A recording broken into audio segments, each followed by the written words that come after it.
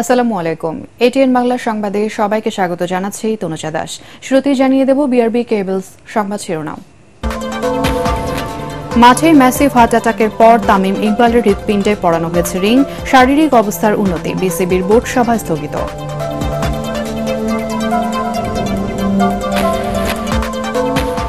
Cricketer Shakib Al হাসানের সম্পদ ক্রোকের নির্দেশ আদালতে, 4.5 কোটি টাকার চেক প্রতারণা মামলা।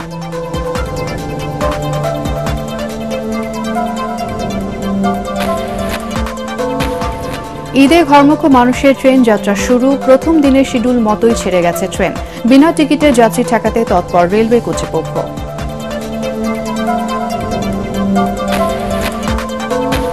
ঈদকে ঘিরে ব্যস্ততা বেড়েছে ব্যাংক পাড়ায়, বাড়তি চাহিদা মেটাতে অতিরিক্ত কাউন্টার বুথ ও জনবল বাড়িয়েছে আর্থিক প্রতিষ্ঠানগুলো।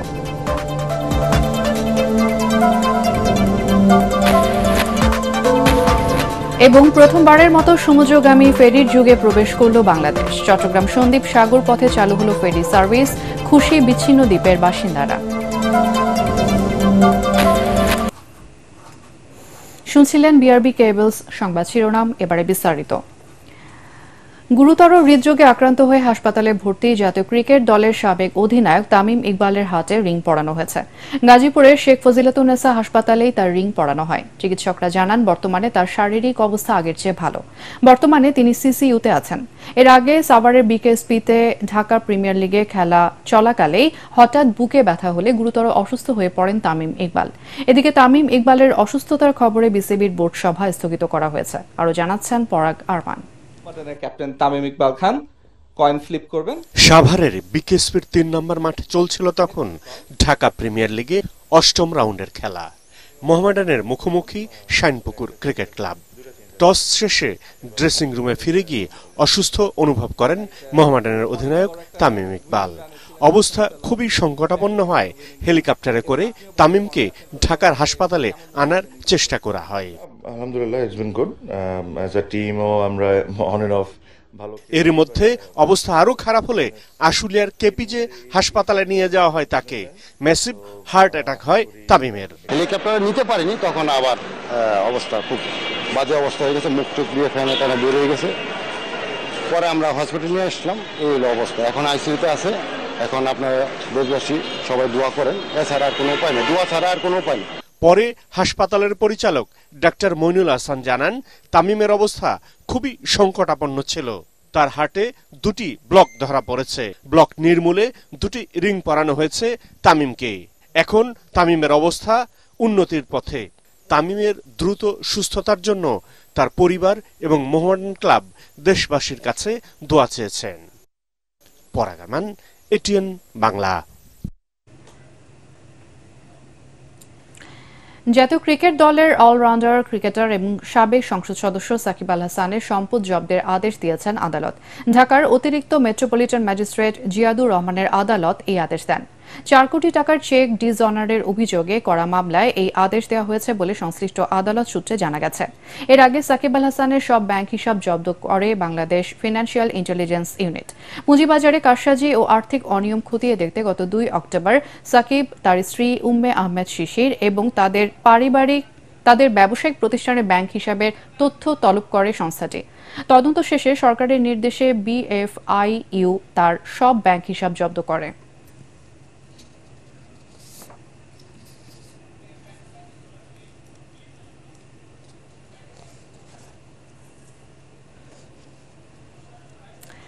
আসন্ন ঈদ উল ফিতর উপলক্ষে ঘরমুখ মানুষের ট্রেন যাত্রা শুরু হয়েছে। সকাল 7টার দিকে কমলাপুর রেলওয়ে স্টেশন থেকে রাজশাহীর উদ্দেশ্যে ছেড়ে গেছে ধূমকেতু এক্সপ্রেস। এই ট্রেনের মাধ্যমে ঈদ উল ফিতরে ট্রেন যাত্রা শুরু হয়। আজ যারা যাত্রা করছেন তাদের আগাম আসনের টিকিট গত 14 মার্চ বিক্রি করে রেলওয়ে। যথাক্রমে এই টিকিট বিক্রি চলে গত 20 মার্চ পর্যন্ত। সেই ধারাবাহিকতায় 30 মার্চ পর্যন্ত ট্রেনের ঈদ যাত্রার অনলাইন টিকিট নিয়েছেন যাত্রীরা। ঈদে ঘরমুখ মানুষের যাতায়াতে বিশেষ ব্যবস্থা নিয়েছে বাংলাদেশ রেলওয়ে। এছাড়া সারা দেশের বিভিন্ন জায়গায় চলাচল করা ট্রেনগুলো বিশেষ ব্যবস্থায় চলবে বলেও জানিয়েছে রেলওয়ে কর্তৃপক্ষ।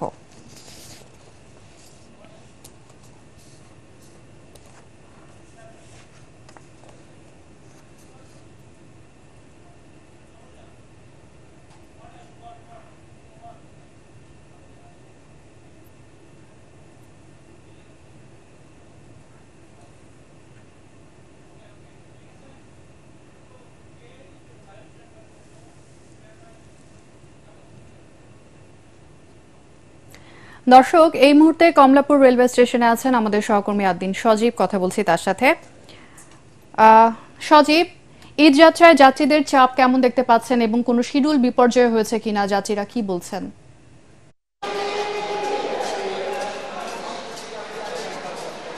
আজকে তুলনামূলকভাবে প্রেশার কম, মানুষের এখনো অনেকেই আগে আগে যাচ্ছেন, কিন্তু সেই প্রেশারটা, ঈদ যাত্রায় যে প্রেশারটা আমরা সাধারণত দেখি সেটা আজকে সেভাবে এখনো শুরু হয়নি। তবে স্বস্তির কথা হলো যে এখন পর্যন্ত বড় রকমের কোনো রকমের শিডিউল বিপর্যয় হয়নি।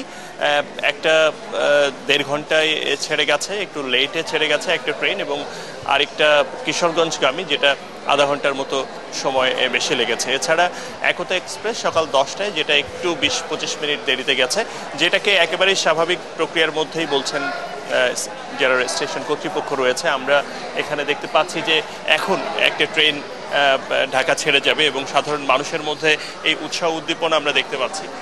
একটু কি কথা বলতে পারি কিনা, কোথায় যাবেন আপনারা? ভৈরব। কোথায়? ভৈরবে। ওকে, আপনারা কি ঈদ করতে যাচ্ছেন নাকি? জি। কেমন লাগছে? ভালো লাগছে অনেক। আপনারা যারা দাঁড়িয়ে যাচ্ছেন, আপনারা কি টিকিট করেছেন সবাই? হ্যাঁ, টিকিট কাউন্টারে টিকিট দেই নাই। টিকিট নেন নাই? না, কাউন্টারে টিকিট দেন আমরা। টিকিট ছাড়াই যাচ্ছেন নাকি? কি আছে বাড়ি থেকে টিকিট কাউন্টারে টিকিট দেন না। আচ্ছা, ওকে। যাই হোক, কিছু যাত্রী বিভিন্ন রকমের এক্সপেরিয়েন্স বলছিলেন, যে কেউ কেউ বলছিলেন যে কাউন্টার থেকে টিকিট পাওয়া যাচ্ছে না, আবার কেউ বলছেন যে টিকিট পান নাই। তারা কিভাবে যাচ্ছেন টিকিট ছাড়া? আপনার টিকিট ছাড়া ঢুকছেন কেমনে? মানে স্ট্যান্ডিং টিকিট? ওকে, কেউ কেউ স্ট্যান্ডিং টিকিট নিয়ে এসেছেন, যে এই বিষয়টা একটু সংশয় তৈরি করছিল। যাই হোক, এমনি ওভারঅল যে বিষয়টা হচ্ছে যে বেশিরভাগ মানুষেরই মানে টিকিট ছাড়া আসার সুযোগ তেমন একটা দেখা যাচ্ছে না, কারণ আমরা চেকপোস্টে দেখেছি তারা অন্যান্য সময়ের তুলনায় এবার একটু বাড়তি সতর্ক মনে হয়েছে আমাদের কাছে, যারা এখানে চেক করছে, এবং ট্রেনে যারা টিকিট চেকিং করছে সেটাও এখনো পর্যন্ত ভালো মনে হচ্ছে।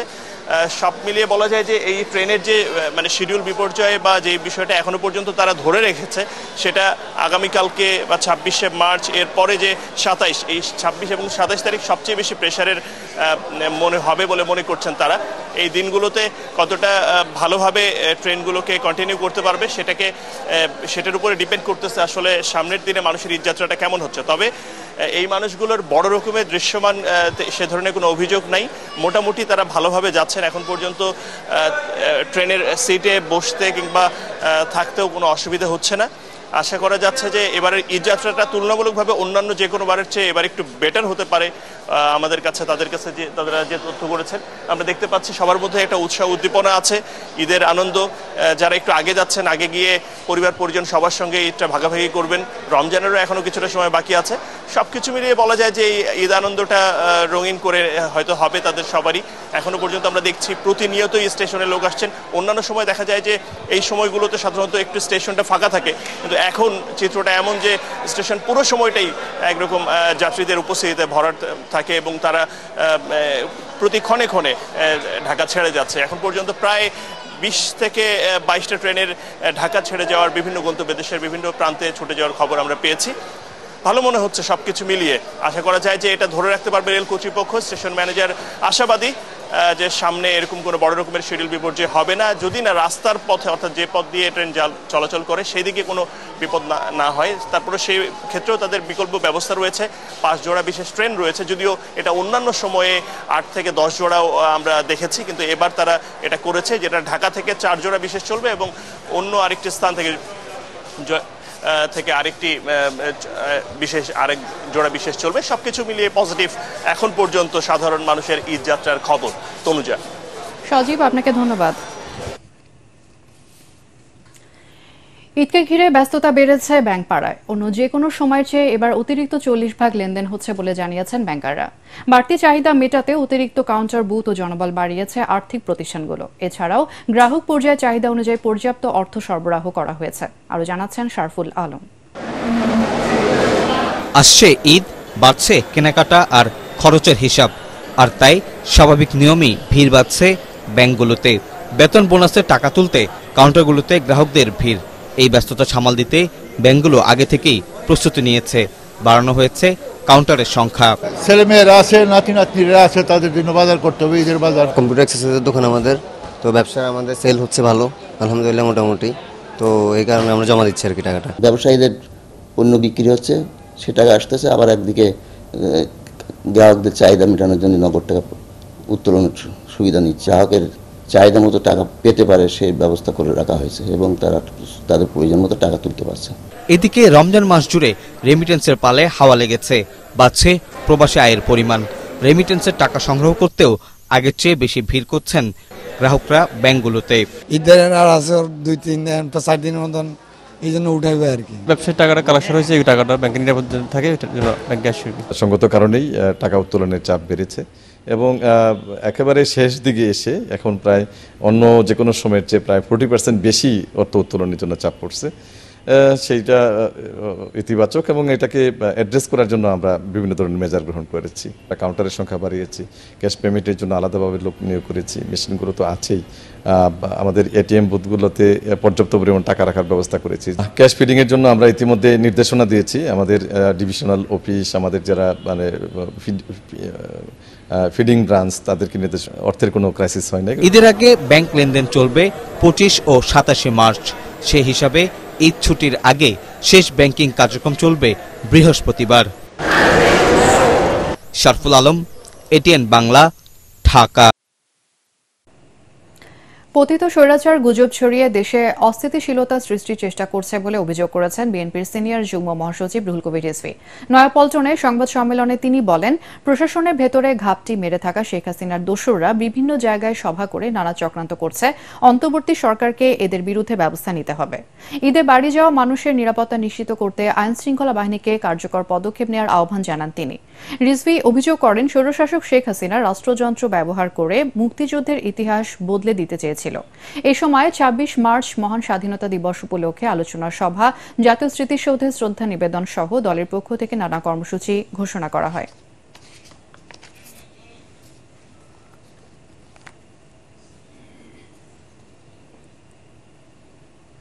দোসরদের হাতে প্রচুর টাকা, এখন হয়তো অনেকে ইঁদুরের গর্তের মধ্যে লুকিয়ে আছে, কিন্তু লুকিয়ে থেকে তো ঘুমিয়ে নেই।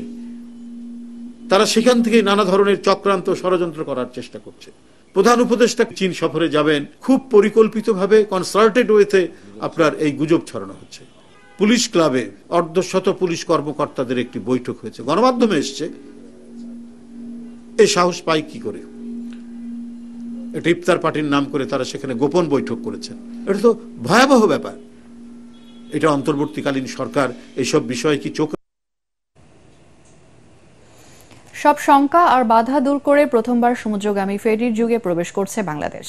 দীর্ঘ প্রতীক্ষার অবসান ঘটিয়ে দেশের মূল ভূখণ্ড থেকে বিচ্ছিন্ন দ্বীপ উপজেলার সন্দ্বীপের সাথে যোগাযোগ সহজ করতে চালু হল চট্টগ্রাম সন্দ্বীপ সাগর পথে এই ফেরি সার্ভিস। সকালে এর উদ্বোধন করেন নৌ পরিবহন উপদেষ্টা অবসরপ্রাপ্ত brigadier general M Shakhawat Hossain. এতে খুশি দ্বীপটিতে বসবাসকারীরা। চট্টগ্রাম থেকে আরো জানাচ্ছেন সৈয়দ তামিম মাহমুদ। এ যেন অন্যরকম এক আবেগময় দিন এই দ্বীপবাসীদের জন্য। যাত্রাপথের সীমাহীন ভোগান্তি, টানহানি, আশ্বাস আর প্রতিশ্রুতির বেড়াজাল পেরিয়ে প্রথমবারের মতো তাদের সেবায় যুক্ত হচ্ছে ফেরি সুবিধা। দেশের মূল ভূখণ্ডের সঙ্গে যোগাযোগে কোমর পানি বা হাঁটু পরিমাণ কাদা মারানো দুর্ভোগ সাগর বেষ্টিত সন্দ্বীপের মানুষের প্রতিদিনের অভিজ্ঞতা। আছে যানবাহনের সংকট।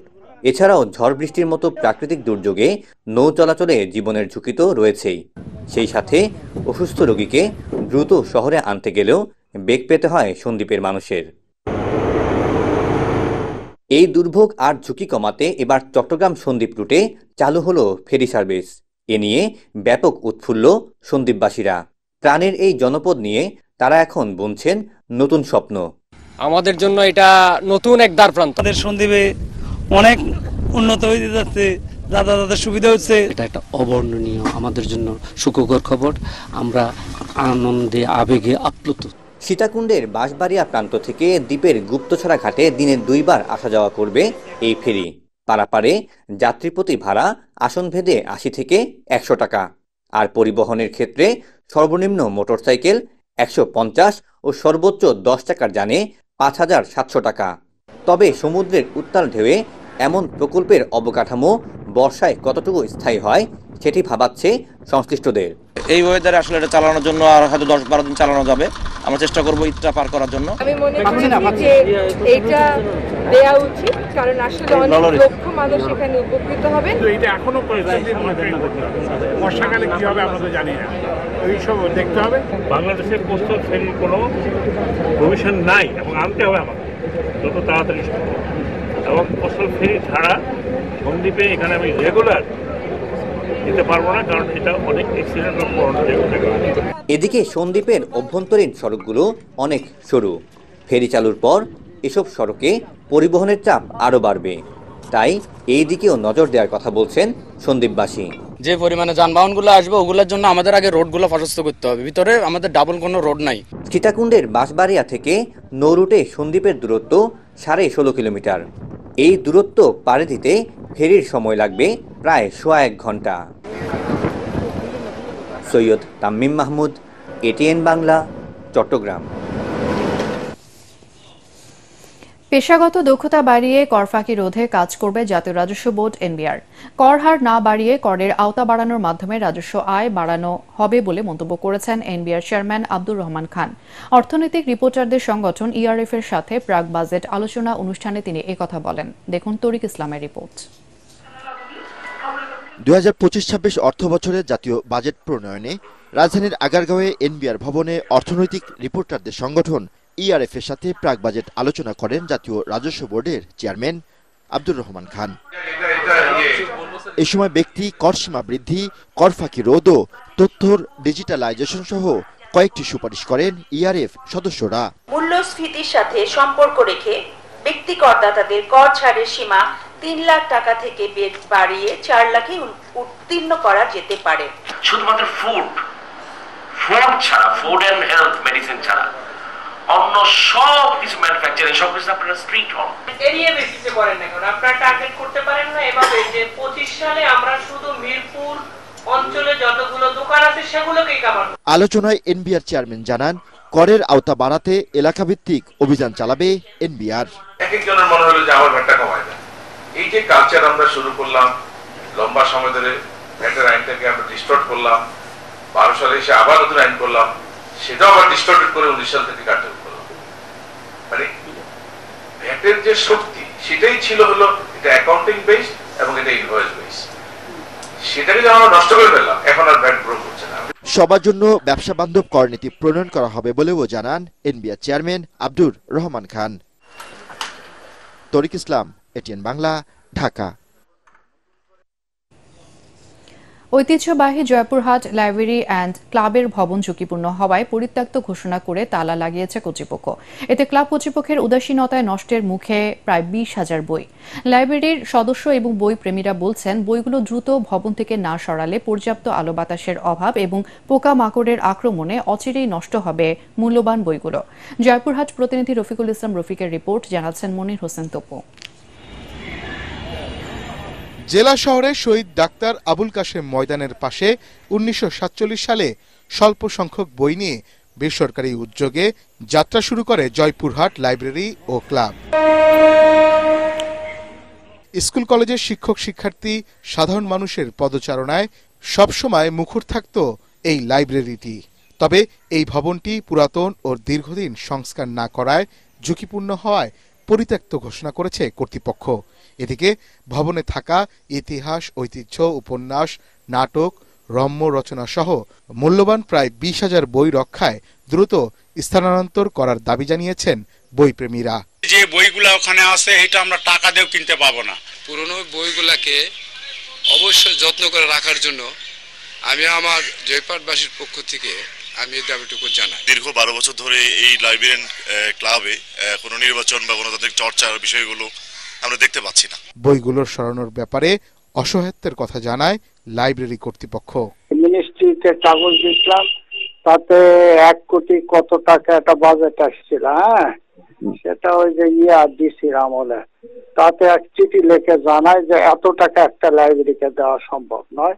মূল্যবান বইগুলো যাতে নষ্ট না হয় সেজন্য বিধি মোতাবেক ব্যবস্থা নেওয়া হবে বলে জানান কর্মকর্তারা। লাইব্রেরিয়ান ক্লাবের বিষয়টিও হচ্ছে আমি আসার পর অবগত হয়েছে, কিন্তু আমাদের এখানে এই সংক্রান্ত আসলে সেরকম ডকুমেন্ট ওভাবে খুঁজে পাওয়া যাচ্ছে না। তো আমরা অলরেডি যিনি দায়িত্বে ছিলেন তাকে খবর দিয়ে এনেছিলাম এবং তাকে আমার সংরক্ষিত সকল ফাইল নথিপত্র আমার অফিসে জমা দেওয়ার জন্য বলে দিয়েছি। অবিলম্বে ভবনটি পুনর্নির্মাণ সহ বইগুলো নিরাপদ জায়গায় স্থানান্তরের দাবি বইপ্রেমীদের। মনির হোসেন তপু, এটিএন বাংলা, ঢাকা। জামালপুরে পুরাতন ব্রহ্মপুত্র নদের বুকে জেগে ওঠা চরে নিষ্ফলা পতিত জমিতে বাণিজ্যিকভাবে চাষ হচ্ছে তুলার। অন্য ফসলের তুলনায় তুলার ফলন এবং দাম ভালো পাওয়ায় প্রতি বছরই বাড়ছে তুলার চাষ। তবে এবার আবহাওয়া প্রতিকূলে থাকায় তুলার ফলন কিছুটা কম হবার শঙ্কা চাষিদের। জামালপুর প্রতিনিধি লুৎফর রহমানের রিপোর্ট, জানাচ্ছেন মিজান শাহজাহান। পুরাতন ব্রহ্মপুত্র নদের বুকে জেগে ওঠা চরের জমি একসময় ছিল নিষ্ফলা।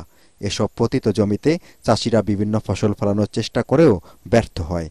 2006 সাল থেকে তুলা উন্নয়ন বোর্ডের সহযোগিতায় অনাবাদী এসব জমিতে হাইব্রিড ও উন্নত জাতের তুলা চাষে বদলে দিয়েছে এই অঞ্চলের কৃষকদের জীবনযাত্রা।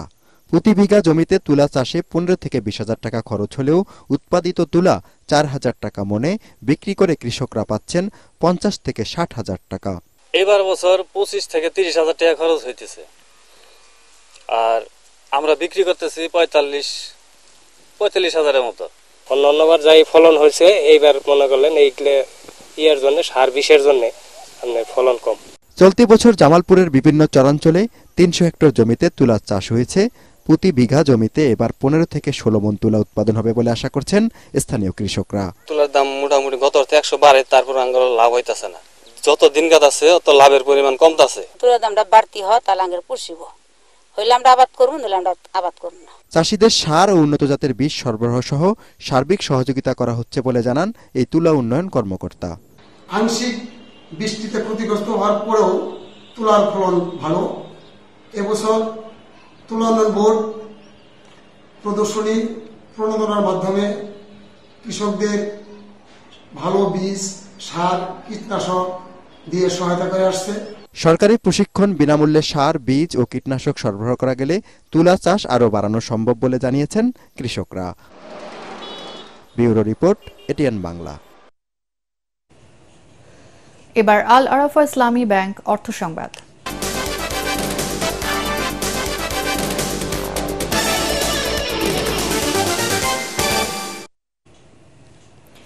এবার ঈদের কেনাকাটায় খুলনার ঈদ বাজারে ভিন্ন মাত্রা। প্রতি বছর এক শ্রেণীর মানুষ দূরত্ব কম হওয়ায় ঈদের কেনাকাটা করত কলকাতায়। এবার ভিসা না পাওয়া তারাও স্থানীয় মার্কেট ও শপিং মলে ভিড় করছে। তবে মেয়েদের পোশাকে বিগত সময় ভারতীয় একচেটিয়া বাজারে ভাটা পড়েছে, বেড়েছে পাকিস্তানি ড্রেসের চাহিদা। পাশাপাশি দেশীয় পোশাকগুলো চলছে ভালো। শেষ মুহূর্তে মার্কেটে ভিড়ের সাথে সাথে বেচাকেনা বেড়েছে। তবে উচ্চ মূল্যের কারণে ক্রেতা বিক্রেতা সকলেই হতাশ। খুলনা থেকে SM হাবিবের পাঠানো তথ্য চিত্রণে রিপোর্ট করছেন শারফুল আলম। বিগত বছরগুলোতে মার্কেটগুলিতে যে কেনাবেচা হতো তা এখন আর নেই। বড় ক্রেতা শূন্য মার্কেটগুলো। তবে বেড়েছে সাধারণ ক্রেতা। এর সাথে পাল্লা দিয়ে বেড়েছে সব ধরনের পোশাকের দাম। বিক্রেতারা জানিয়েছেন ডলারের মূল্য বৃদ্ধির কারণে বিদেশি পোশাকের মূল্য বেড়ে গেছে কয়েক গুণ। লেডিস আইটেম যেটা আছে সেটা আপনার 3 পিসের যে অল্টারনেট, সেটা আমাদের পাকিস্তানি কিছু প্রোডাক্ট দিয়ে আমাদেরকে কভার করতে হচ্ছে। সবচাইতে বেশি হিট যাচ্ছে আপনার পাকিস্তানি এবং দিল্লির, এবং অনেক ইউনিক কালার, অনেক ইউনিক ডিজাইন আসছে, এবং এবার বাংলাদেশি মালটা খুব বেশি চলতেছে। যে কাস্টমার আছে তাদের চাহিদা মেটাতে পারছি না, কারণ আমরা সেভাবে কোনো কালেকশন প্রোডাকশন পাচ্ছি না। এদিকে ভারতীয় পোশাক দীর্ঘদিনের একচেটিয়া ঈদের বাজার নিয়ন্ত্রণ করলেও এবার তা হারিয়েছে। এবার মেয়েদের পছন্দের তালিকা শীর্ষে রয়েছে পাকিস্তানি পোশাক। পাশাপাশি দেশি পোশাকের চাহিদাও বেড়েছে, একই সাথে বেড়েছে দামও। দাম তো আকাশ ছোঁয়া, বাজেট যেটা নিয়ে আসি আসলে ওইটার মধ্যে সম্ভব হচ্ছে না। টপস কিনছি একটা, আর একটা সেই জিন্স কিনছি। কোনো কিছু এখনো পাইনি, যদি পাই তাহলে কেনার চেষ্টা করবো। বছরে বছরে বাড়ে, দামে একটু বেশি। গতবারের থেকে এবার দাম তুলনামূলক একটু বেশি, তবে তাও ঠিক আছে, কেনা যাচ্ছে। জুতো কাপড় কিনলাম তো, জুতো কেনা হয়েছে, আর কিছু কেনা হয়নি। এটা করতে আসছি, দেখতেছি, ঘুরে ফিরে পছন্দ হলে নিয়ে যাব। অনেক ফ্যাশন হাউসে নানাভাবে প্রচারণা চালিয়ে দিচ্ছে ডিসকাউন্টের ঘোষণা। ছেলেদের পোশাকে এবার চায়না বড় জায়গা করে নিয়েছে। তবে গজ কাপড় বিক্রি তেমন না হওয়ায় এবার টেইলার্সের কারিগরগুলো অলস সময় কাটাচ্ছেন। Bureau report, ATN Bangla. চাঁদাবাজ ও অনিয়ম বিরোধী কার্যক্রমে যুক্ত থাকায় ছাত্রদের সংগঠন টিম অভিযোগ সংশ্লিষ্ট শিক্ষার্থীদের হত্যা এবং গুমের হুমকি দেওয়া হচ্ছে বলে জানিয়েছেন সমন্বয়ক আফসানা রহমান। রাজধানীতে ক্রাইম রিপোর্টার্স অ্যাসোসিয়েশনে এক সংবাদ সম্মেলনে তিনি বলেন, মুখে মাস্ক পরে এসে তাদের কার্যক্রম বন্ধের হুমকি দিচ্ছে কিছু লোকজন। এ সময় কুমিল্লা সদর একটি খাল দখল করে ভবন নির্মাণের প্রতিবাদ করায় ইঞ্জিনিয়ার মনিরুল আলমকে সাবেক ওয়ার্ড কাউন্সিলরের সাথে যোগ দিয়ে সদর থানার ওসি মহিনুল ইসলাম 8টি মিথ্যা মামলা দিয়ে হয়রানি করছে বলেও জানান তারা। মুখের মধ্যে মাস্ক পরে এসে রাতের বেলায় রিভলভার নিয়ে এসে তাক করে কার্যক্রম বন্ধ করেন এগুলো বলে। এখন তাদের রাজনৈতিক পরিচয় থাকলেও কি তারা দিবে? ওরা মুখ ঢেকে এসে কাওয়ার্ডের মতো হুমকি দেয়, ওরা তো প্রকাশ্যে হুমকি দেয় না। আমাদের এই খালটা উদ্ধার করা হোক এবং ওসি আমার বাড়িতে ওসির সহায়তায় আমার বাড়িতে ডাকাতি করে আমার যে মালামালগুলো নিয়ে গেছে এই মালামালগুলো আমি ফেরত চাই এবং মাননীয় প্রধান উপদেষ্টার কাছে আমি এই ঘটনার জন্য আমি বিচার প্রার্থী। এবার পাটেক্স খেলার খবর।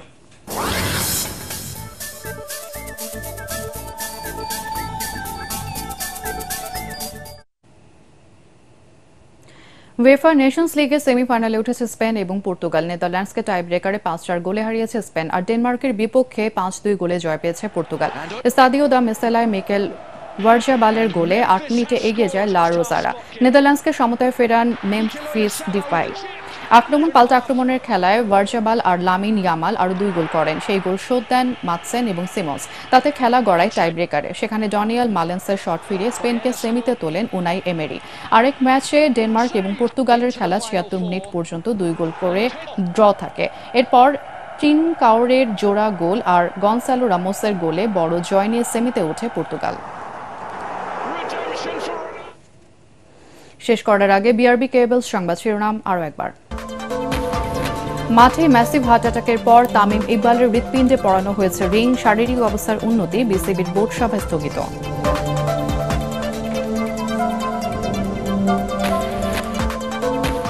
ক্রিকেটার সাকিব আল হাসানের সম্পদ ক্রোকের নির্দেশ আদালতে। 4.5 কোটি টাকার চেক প্রতারণা মামলা।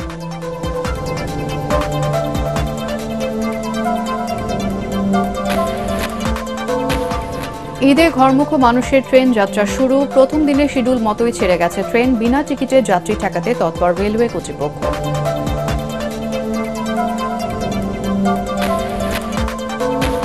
ঈদকে ঘিরে ব্যস্ততা বেড়েছে ব্যাংক পাড়ায়। বাড়তি চাহিদা মেটাতে অতিরিক্ত কাউন্টার বুথ ও জনবল বাড়িয়েছে আর্থিক প্রতিষ্ঠানগুলো।